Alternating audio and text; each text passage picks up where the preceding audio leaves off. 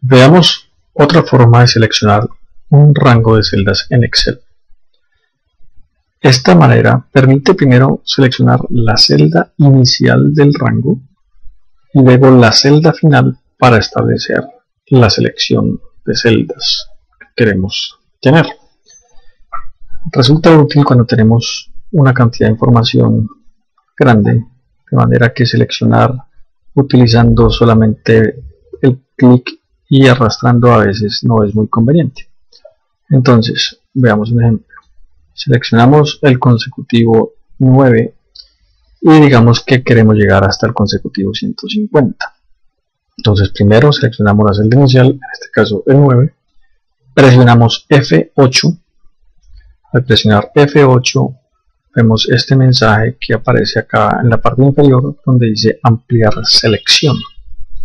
Quiere decir que debo escoger la celda final. Bajo con el scroll hasta la celda que quiero, la celda final del rango que quiero escoger, que en este caso es la 150, y me queda el rango seleccionado. Mientras esté activa ampliar selección, ella va a seguir tomando como referencia la primera celda que seleccioné y puedo seguir escogiendo cuál va a ser la última. Cuando ya defino cuál va a ser mi rango, simplemente vuelvo y presiono F8, se elimina el mensaje de ampliar selección y queda en el modo normal.